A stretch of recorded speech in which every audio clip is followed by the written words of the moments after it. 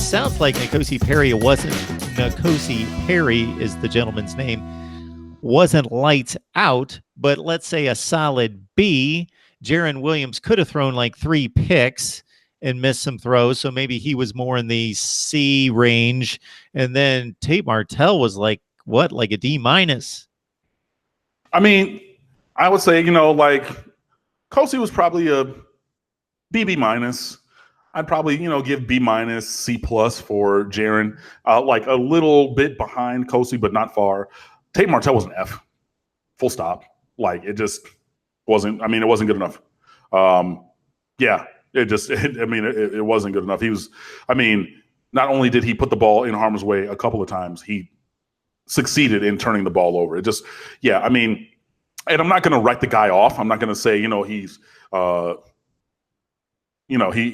Somebody made a comparison between Tate Martell and Malik Rozier. I think that's going a bit far, especially for a spring game and, with a new offense, a new team and all those things. I'm not trying to, make excuses or anything, but I don't think it's to that level. But yeah, no, his performance on Saturday was atrocious. And yeah, so, hey, I mean, I didn't do it because I'm a nerd, but like sometimes you have a test in school and sometimes you fail. Cool. What do you do the next day? You go back and you work, you do an extra worksheet, you see what you do, and then the next time maybe you improve your score and your performance rises from that. And hopefully, that's what happens with Tate Martell. But yeah, I would say, Kosi BB minus, Jaron Williams B minus, C plus, Tate Martell F for the scrimmage. And Cam, not that it matters once they hit the field and are at the collegiate level, but we know what Tate Martell's recruiting, ranking, and projection was coming out of high school. What was Malik Rozier's? Do you remember? Very low. I mean, like a low 3-star. Was really thought more as a baseball player because he played catcher and outfield, which is a weird combination, by the way. But yeah, he was like, he was a baseball player who kind of played some quarterback, a la David Thompson, who is trying to push for the majors for the Mets, I believe is his organization. He did the same thing in Miami, but after his first year, when he was in the starting lineup for the baseball squad, when they were, good and going to Omaha, a couple of times, he was like, yeah, no, I'm going to stick over here on the diamond instead. So, yeah, I mean, Malik Rozier's recruiting ranking was not really strong or anything. And he was the other guy. It was, Brad Kaya coming in from California, like potentially to start. I mean, as a recruit, obviously he did start as a freshman, but, he was a 4-star guy, All-American. Okay, he might come in and start this year. And we need depth, so we're going to get some other kid. Tate Martell was never some other kid as a recruit. I mean, he was 73-0 in high school. 43-0 in high school. 3 national championships with Bishop Gorman, almost like 11 or 12,000 yards of total offense. Malik Rozier was not that. So I mean, yeah, I don't. And I mean, it was really because the performance was so poor that the comparison was made. I still think that that's a little bit premature at this time. But yeah, it wasn't really positive on Saturday for Tate Martell. So your analysis of Tate Martell's play, just that one sample, that one afternoon, is on par with other things, other reports that we've heard consistently out of camp in regards to having issues, not throwing a clean ball, not being accurate, other things. It's difficult for me to believe that a guy is that dynamic athletically. He would have to be Michael Vick for that to supersede those kind of throwing deficiencies to be rated that high coming out of high school, I would think. See, but the thing is, Tate Martell didn't sit in the pocket ever in high school because he didn't have to. I mean, you might throw, 1, 2, 3. I'm throwing quick to Brevin Jordan, freshman All-American who went to Bishop Gorman with him, was a year behind. Maybe I'm going to throw it outside. I mean, there's other wide receivers who went to like UNLV and other places on the West Coast. I mean, like that was, Bishop Gorman is a la St. Thomas Aquinas. Like they're loaded. You know what I mean? 43-0, 3 national championships when Tate Martell was there. Like, hello, like this team was full stop elite. But in that, you have other guys who are making plays, the running back and everything, and there were very few guys at the high school level who could tackle Tate Martell. So even if you get a free run on him, cool, I wiggle out, I'm moving around, and then I'm going to let that dynamicism work.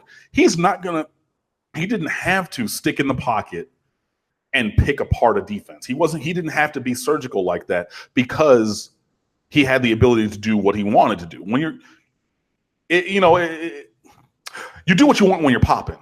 And he was popping at the high school level. So, like, if I want to sit there and I want to throw quick, I'm going to do that. If I want to wait and throw it over the top, I'm going to do that. If I want to run around and make a play, I'm going to do that because you can't stop me.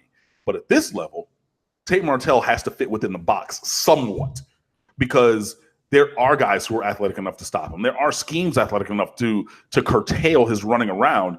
And this is why, and I know, again, when I spoke at the beginning or right before spring practice, Dan Enos said, and I told you guys, that the thing that matters with the quarterbacks is you're breaking them down to the studs and rebuilding, just like it's a episode of, whatever HGTV show that you want to talk about. Like you have the framework here, you tear everything down to the studs, and then you rebuild it in the way that you want. So I know that there are growing pains. I know that Tate Martell is trying to work on his footwork and be accurate and, work on his mechanics and all of those things. And this is the time when mistakes should happen. This is what practice is for. So you have, hopefully, obviously, a great performance. If you fall short of that performance, there's a thing, and I taught for years, and this is similar to, when you're teaching a skill, it doesn't really matter what the skill is, but in the moment after you've endeavored to do something, there's like a golden moment of like 2 or 3 seconds where if you don't talk and you're focused, you can really jump in there right now in that time and correct what's going on. That has to be happening in spades for Tate Martell. So yeah, there is time. And he is super athletic. You see him running through the Rutgers defense. You look on the high school highlight films and it is a show, but we still need to get him to do things a little bit better. If you want to make the comparison, just because, he finally got back into a green jacket, remember Tiger Woods? Young Tiger Woods, when he won the Masters in the U.S. Open by the most shots ever. And then what did he do? He fired his swing coach and he got a new swing coach. He's like, this is working, but this is not right. I can be better. And everybody's like, what? You won the Masters by 10 shots. You won the U.S. Open by 22. What are you talking about? So yeah, but I'm looking for perfection.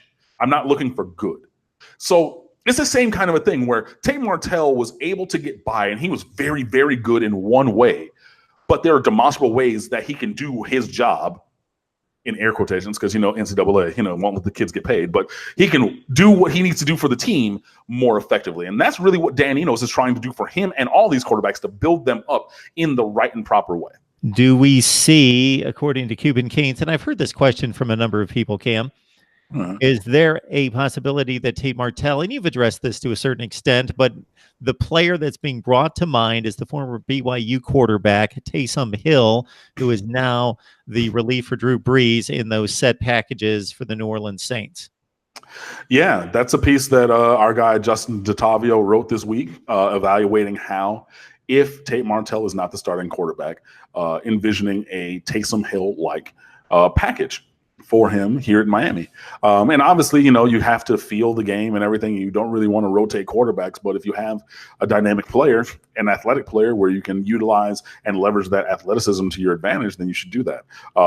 So yeah, go check out On State of the U. It's a piece by Justin DeTavio, who wrote about that. And that is possible. I don't know what Manny or Dan Enos would do. They're new. Dan Enos is new here. We've seen him do some things in some other places, but the offense for him is very malleable. It can be changed according to the personnel that you have. So I don't know if he's going to do that. Manny Diaz, this is his first time as a head coach. I have no clue if that's something that he would even entertain doing.